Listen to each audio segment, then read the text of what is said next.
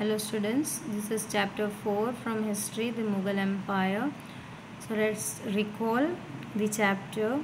Who were the Mughals? So ruling a large Indian subcontinent with diversity of people and culture was a difficult task for any ruler. So our subcontinent is usually having many caste and religions, and also they were following different cultures. So it was a difficult task to for any of the ruler to rule on it. Mughals seemed to be successful but for a short period of time. So they ruled over here but a shorter period of time. Their administration and ideas of governance left a legacy that cannot be ignored. So many of the ideas, the food habits, the clothing habits, the administrative system, the construction, many of these ideas, and as well as the administrative system, that was the legacy that could not be ignored. So that still we are following. The Mughals were the descendants of two great lineages of rulers, that is Genghis Khan from the mother's side and Timur from the father's side. So the Mughal took pride in their Timuride ancestry because they were not liking to be known as the Genghis Khan's ancestry. Why? Because Timur has conquered the Delhi, so that was a great achievement at that time. So they were always happy to know with the Timurid ancestries. Next topic that we are having is that is Mughal military campaign. Babur became the first ruler of Farghana in 1494, but was dethroned by Uzbeks shortly after. So they were the rival group of the Mughals, as the Mongols were also the rival groups considered. Babur seized Kabul in 1504 and defeated Ibrahim Lodi in 1526. He captured Delhi and Agra to set up the Mughal dynasty. So after being defeated, he came again. He first seized the Kabul in 1504 and later on he defeated the Ibrahim Lodi in 1526 and captured the Agra and Delhi. So here he set up a Mughal dynasty. The Afghans were an immediate threat to the Mughals. The third rival groups who was against the Mughal, they were attacking on them. Mughals tradition of succession, this also I have discussed in chapter 3. The Mughal did not follow the rule of primogeniture and believed in the coparcenary inheritance. Now rule of primogeniture mean eldest son to inherit his father estate. So the whole kingdom, whatever the father is having, the eldest son is going to look after, he is going to get. And coparcenary inheritance means the division of inheritance amongst all the son. The whole estate is divided into amongst the son. Mughals relation with the other rulers. Mughal rulers were against the rulers who refused to accept their authority, but as they became powerful, many rulers like the Rajput joined them voluntarily. So those who deny, they attack on them, they have a war on them, and those who accept their authority, they are happy and they are having a good relation with them. Many of the rulers married their daughters into Mughal families and in return got high position in the Mughal court. So matrimonial alliances that I have taught in chapter also. Matrimonial alliances means to marry the daughter to the Mughal rulers mainly. So from this they become a family, and the daughter's father get his position same. They got the highest position in Mughals court also, and their kingdom also was not being conquered by them, but a tribute was paid to the Mughals. Now, like few were accepting the ruling of Mughals, but many like Sisodia, Rajput completely refused to accept the Mughal authority. So they deny that they are not going to work under the Mughal rulers. Defeated rulers were treated by the Mughals with honor and were returned their land as assignment as known as Watan Jagir. So after defeating, they were also taking care of the rulers. After defeating the ruler in the battle, what they are doing, the Mughals used to honor and respect the defeated rulers, and what they are doing, they are giving back their lands as the assignment known as Watan Jagir. So after returning it, what they are doing, they the Watan Jagirs was given to the king, and king has to give the tribute to the rulers only, because they want only the tribute, they want to earn, they want to earn more and more profit. That was the only purpose for the Mughals.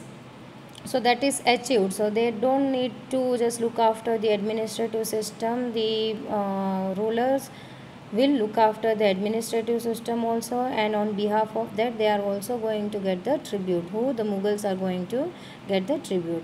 So this ensured a balance and further helped in the expansion of Mughal empire. Now for the two reason it is being done, because the people were not knowing the Mughals in proper way. They are not going to accept a new ruler.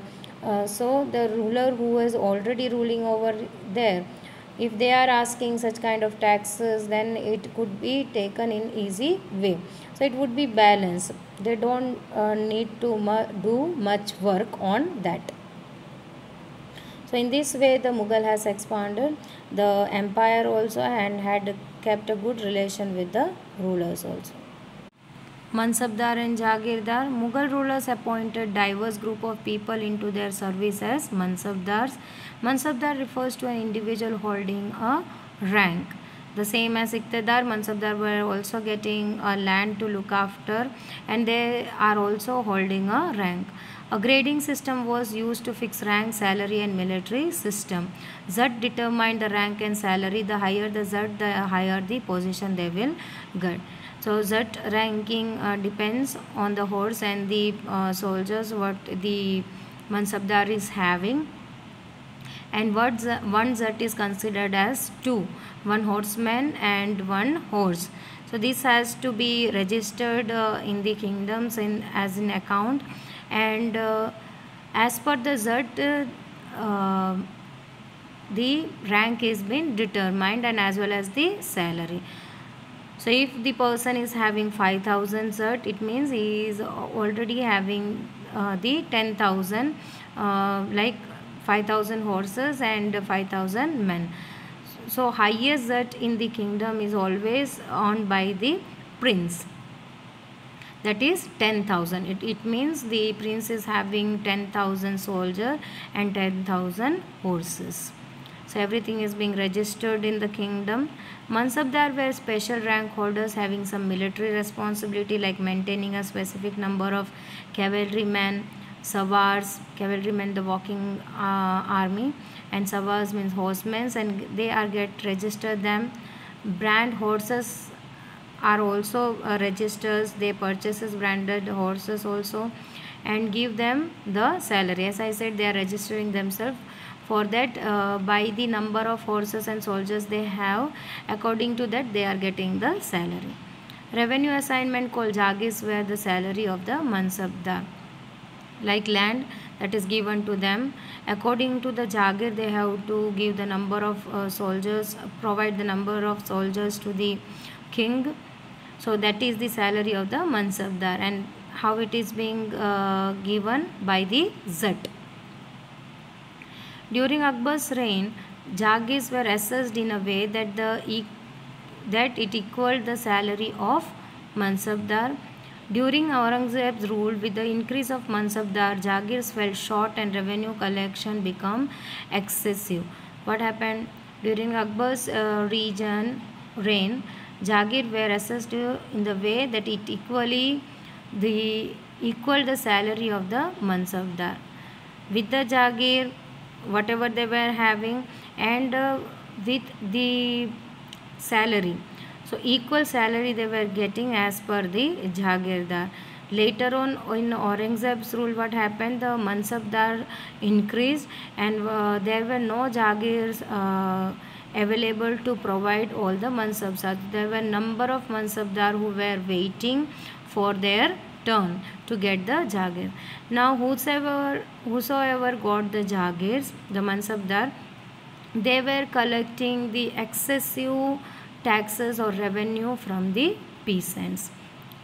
Aurangzeb could not control this and peasants suffered a lot. So anyhow, who is paying the taxes? The peasants. So as the Mansabdar has to pay the taxes to the kings, what happened? They were collecting excessive, and even though they also were keeping the amount, for that reason they were torturing the peasants, beating with them with hunters. Those who were not able to pay, the land were taken away from them. So the only sources of the peasant to earn something or to produce something, that was being taken away. So here the peasants were suffering a lot over here. Zabt and Zamindar. Tax on the produce by the peasant was the main source of the revenue for the Mughals, that we have already learned. Zamindar were the intermediaries between the peasant and the rulers. So they were the person who were collecting taxes, and that was given to the rulers. So Zamindar were considered as the intermediaries. A careful survey of crop yield, prices and areas of cultivation for 10 years was conducted, and tax in cash was fixed on each crop. Now everything came under account.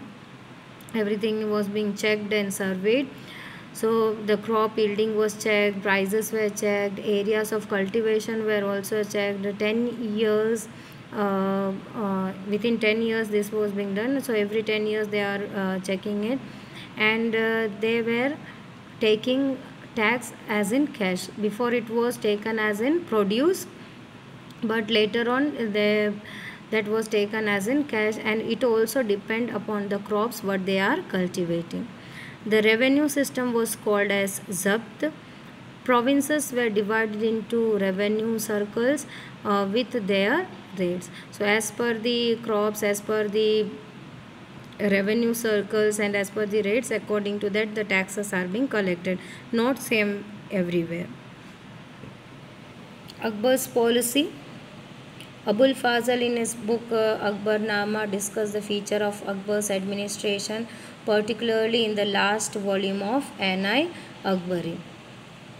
So that book was divided into 3 volumes. The first volume of the book deals with the Akbar's ancestors. The second volume recorded the events of Akbar's reign, and the third volume, that is Ainai Akbari, that deals with the Akbar's administration, household, tradition and culture of the people, army, the revenue and the geography of the empire. So it was divided into 3 volumes, and this book was written one of his gem known as Abul Fazl. Empire was divided into provinces, that is called as subas, that is being governed by the Subedar, or you can call them as governor. Subedar was assisted by the officers like Bakshi, Sadar, Faujdar and Kotwal.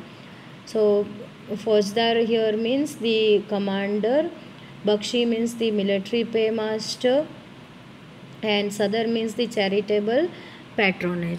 So these all officers help out the Subedar to look after the kingdom and to administer in better way.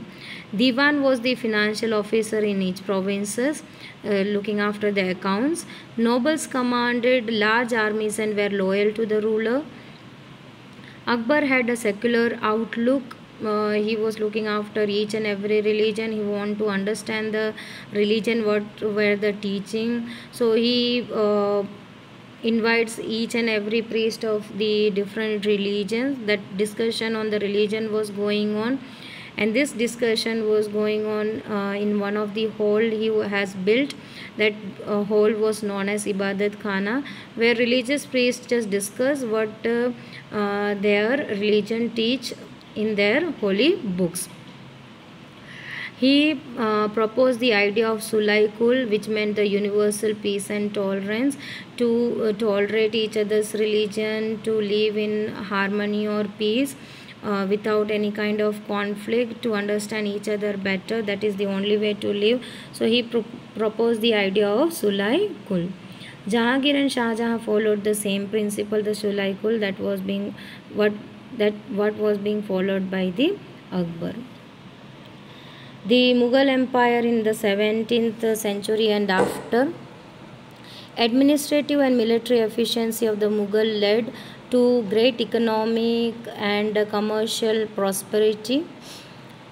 So they were considered as the best administration, and they were having the best military efficiency also, which able to conquer the places, and also having the great economic and commercial prosperity.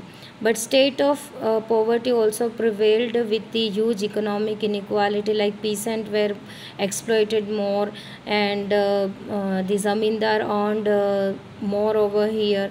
So one was becoming more and more rich, and the other group of people were becoming more and more poor. The only source from where they were getting the taxes, they were not looked after properly.